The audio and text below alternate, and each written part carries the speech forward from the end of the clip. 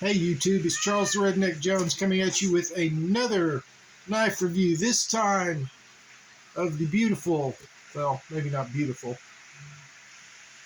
well it is to me, Ontario SP6 fighting knife. Now I do have two of these because I like this one so much, I wanted the second one. They are identical in everything except this one seems to have a little bit more usage on it. Now, the Ontario knife SP6 comes in, well, my two do anyway, in 1095. They're now made in 1075 high carbon steel. Interesting thing is they've kept the same HRC rating on the 1075 as they had on these 1075 blades. The 1075 blades and 1095 blades both have an HRC of 57 to 59. 8-inch blade, 5-inch handle, 13 inches overall. It does have about a ½ inch where you can kind of grab up, almost like a choil if you want to. So you can use this for woodwork, other things. Very effective cutting tool. It is got a really good taper there on the end of the blade. Let me see if I can get this in perspective. As you can see, it's fairly thick back towards the handle, and then it tapers really nicely from this swedge that'll start right about here on down to a fairly fine point. This is not a prying knife, and really the balance point is going to be just right there in front of the guard. So it is definitely a fighting knife, not a chopper. I would say it would make a good all-around utility knife as well. The 5-inch handle is made of kraton. It does have a lanyard loop, and I just went ahead and put the shoelace, for some reason, that Ontario sends with their knives as the lanyard on this one for now. And never got around to changing it out to the usual leather thong that I like to use, or even paracord. The blade thickness back where it starts is 0.188 inches, 3/16 of an inch. That's plenty thick for most applications. Like I said, though, it does taper and has a very fine swedge, and it really starts to taper just about an inch above where the guard is with the grinds, as you can kind of see there, hopefully. Now, I haven't chopped with it really because the one time I tried, it just really would not chop. Would I baton with this? No, because the majority of the blade is fairly thin.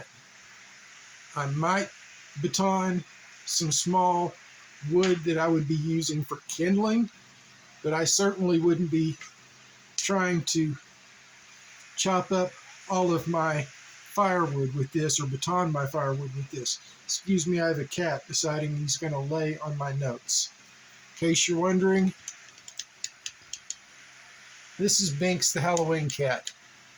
Binx, say hi to YouTube. Binx has appeared in a couple other of my videos, I think, by jumping up behind me. Today he's upset because I have not fed him supper yet, and he's wanting supper. Go on, jump down. Jump down. Now, when I bought my two in 2018, I bought them off Amazon from the Ontario store there. These were $35. They're $50 right now on Amazon, $48 on the actual Ontario Knife Company website. So you can get them $2 cheaper at the Ontario Company website. I didn't look them up really on Knife Center or Smoky Mountain Knife Works, but odds are you're probably going to find them for anywhere from $45, I would say, to $50. In all grips with these kraton handles, like all the Ontario knives, to me, it is a really comfortable knife, no matter what grip you get it in. It does have this little thing back here, so I guess if you wanted to try chopping, you could really choke back. But again, the one time I tried, it didn't work. Delimbing small limbs and branches coming off a bigger branch after you've already cut it down with, say, a saw or something else, that's fine. It does well at that. Overall chopping, it does not. Batoning, that swedge is so thin it's going to eat up your baton, so I didn't really try it either. Plus, with the thinness of the blade, over about 3/4 of it, I wouldn't try it anyway. I have done some carving with both of these. They work really well. Now the blade is only about 1.25 inches in height from the back to the belly. And for the majority of the blade, you'll see that you've got the swedge, but you've got this really thick middle for most of the blade. And then you've got a very short transition from 3/16 of an inch down to the edge. So it is fairly thick right behind that edge, so it is going to have good edge stability that way. I really like Ontario knives. I've got all of mine in 1095. I have not experienced any of their 1075. I know their 1095 is awesome. From the things I've heard about their 1075, it is awesome as well. Since they're taking them both to that same hardness range of 57 to 59, they should hold up really well. Both of them are going to have good toughness, so you're not going to have to worry about them chipping or breaking.